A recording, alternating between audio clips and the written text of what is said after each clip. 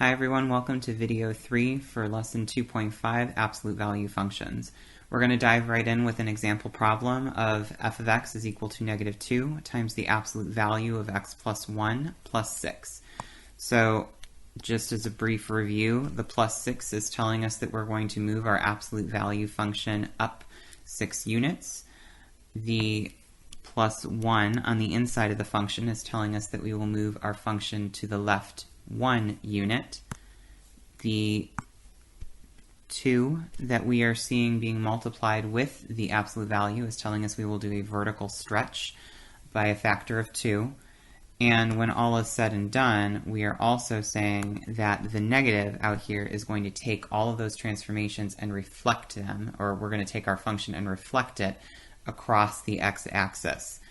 So that was just a brief review, pulling from your stores of knowledge that you had gotten from chapter 1. So let's go ahead and dive right in, and let's go ahead and try to find the y-intercept first. As you can recall from the second video, no matter what scenario we're working with, we will always be able to find exactly one y-intercept. And if you recall, the y-intercept will be a coordinate point that has an x value of 0 and then some value for y. So we'll go ahead and let's go ahead and drop 0 into our function. So that's going to tell us to put 0 in for x. And let's clean it up and see what we get. So we get negative 2 times the absolute value of 1 plus 6. Taking the absolute value, we have negative 2 times 1 plus 6. Following our order of operations, we'll move to multiplication. So negative 2 times 1 is negative 2. And then we wrap this up with 4. So our y-intercept is 0, 4. So now let's get to some of the more interesting stuff. So let's take a look at the x-intercept. And recall from the previous video that you can either have one of 3 outcomes here. You could have no x-intercepts, 1 x-intercept, or 2. So our x-intercept takes on the structure of some value for x, and we definitely know that the y value is 0. So let's begin. So we'll set the function equal to 0. And as was stated in the previous video, the first thing that we want to do is make sure that the absolute value expression is all by itself. So the first thing I'm going to go ahead and do is subtract 6 from both sides. And this is going to give me negative 6 is equal to negative 2 times x plus 1 inside that absolute value. But I need to keep going. I'm not quite done. So I need to go ahead and divide both sides by a negative 2 in order to clear that outside multiplication that you're seeing there. Cleaning this up, this gives me 3 is equal to the absolute value of x plus 1. So again, recall that I told you that the absolute value is measuring a distance. So take a moment here and make sure that this statement is true. Can you have a distance that is equal to 3? Is it possible? And hopefully you're agreeing and saying yes. Okay, so the next thing that I want you to note here is that we need to ask the following question. What number has a distance of 3 from 0? And when I mean number, in this case, I'm referring to the number x plus 1. I know that we have 2 terms there, but we're treating this expression, x plus 1, as one number. So let's think about this visually. So let's do a number line.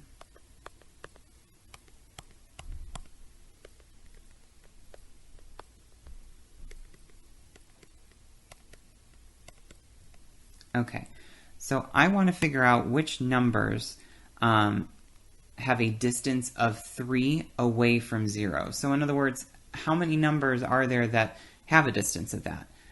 Well, let's take a look at 3 here. If I were to take 3, I take 3 hops, or in other words, I cover a distance of 3 units back to 0. Is there another number that you see on this number line that would give you the same results? And hopefully you're thinking, well, if I start at -3 and hop back to 0, it also takes 3 units to get there. So our answer here is, well, -3 gives me a distance of 3, and +3 gives me a distance of 3. So this allows me to break my problem into 2 situations here. I'm actually going inside of the absolute value, so I'm saying, well, x plus 1 could be 3. Because if x plus 1 is 3, then the absolute value of +3 is 3.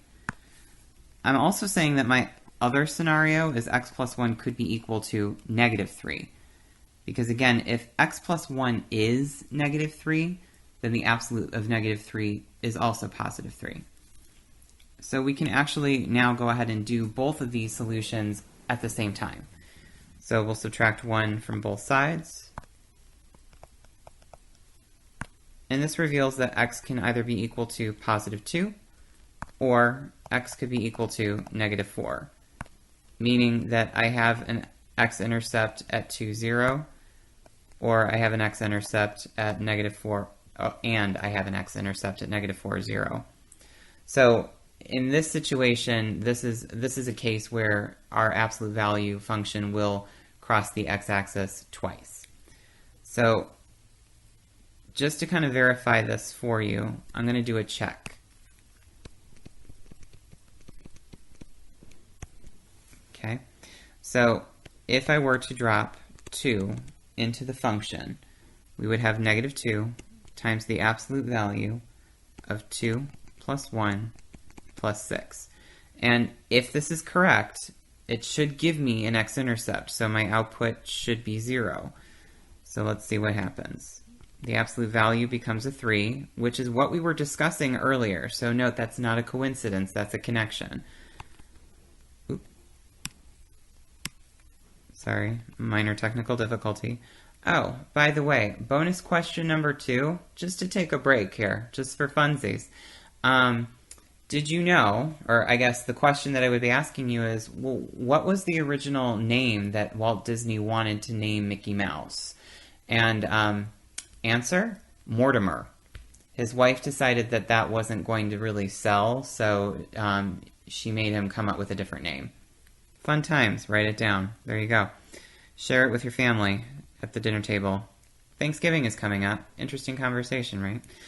Okay, so if we were to go ahead and take the absolute value of 3, it of course is going to give you a +3 because again, absolute value measures distance, and distance is never negative.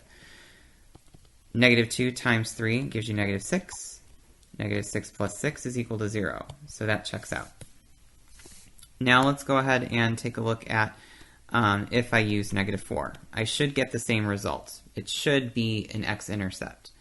So if I put that in, I get -4 plus 1 inside the absolute value. Cleaning this up, I have -2 times the quantity, or sorry, times the absolute value of -3. Again, there's that -3 that we were talking about. That's not coincidence. Continuing to clean up, we get -2 times 3, since the absolute value of -3 is 3. We again result at that same line of -6 plus 6, which is equal to 0. And there we go. These both are the x-intercepts for this particular absolute value function. If you do have any questions, feedback, or constructive criticism, please feel free to message me. I greatly appreciate it. Thanks.